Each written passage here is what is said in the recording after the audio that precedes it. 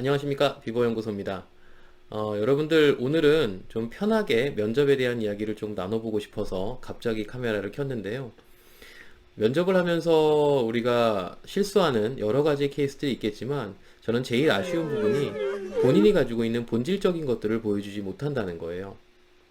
자, 일단 본질이 뭐냐, 이런 너무 먼 얘기까지 가지 말고요. 스킬로만 한번 들어가 본다면 면접할 때 이런 표현부터 한번 여러분이 쓰는 연습을 해보세요. 저는 평소에 항상 A라는 가치관을 가지고 있었습니다. 가치관이 포인트가 아니고요. 일단 평소에라는 이 단어에 꽂혀보라고요. 저는 오래전부터 항상 A라는 생각을 가장 중요하게 생각해 왔습니다. 이런 것도 괜찮잖아요. 저는 어떤 상황에서도 항상 사람들과의 관계에서는 신뢰가 무엇보다 중요하다고 생각합니다.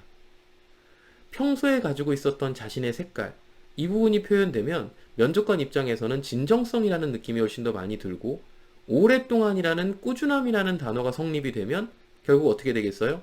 믿어주기 쉽고, 그리고 오랫동안이라는 건 변질되지 않겠다라는 확신까지 가지게 한다는 거예요.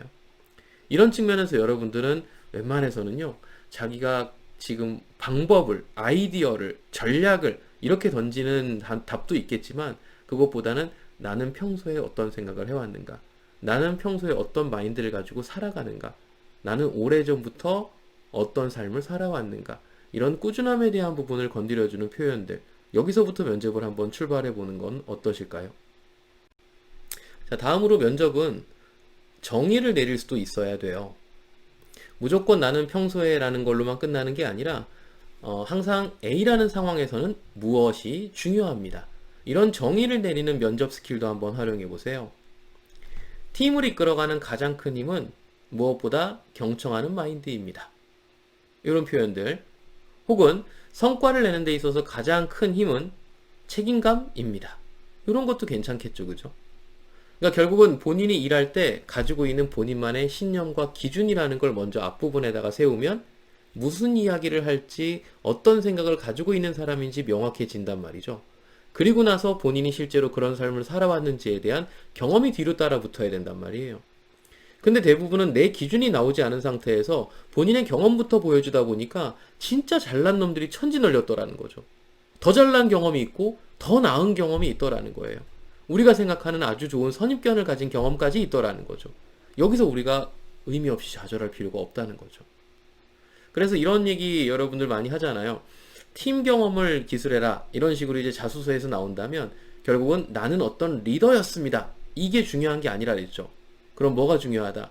조직을 이끌어가는 가장 큰 힘은 항상 배려하는 사람입니다. 저는 친구들 3명이서 항상 여행을 갈 때마다 누구보다 배려하는 사람으로서 이 3명 이끈 사람들, 이게 본인이면 된다는 거예요. 이해되세요? 그래서 여러분들은 항상 자기소개서든 면접이든 자기를 표현할 때 항상 오래전부터 꾸준히 평소에 내가 가지고 있었던 일관된 색깔, 또 하나는 그 색깔과 더불어서 내가 원래부터 가지고 있었던 생각의 일관된 색깔, 요 두 가지를 여러분이 하나씩 붙여줄 수 있다면 이제 변질되지 않을, 그리고 본질적인 너의 색깔 하나를 명확하게 제시할 수 있을 거다. 면접관은 아주 쉽게 평가를 내릴 수 있겠죠.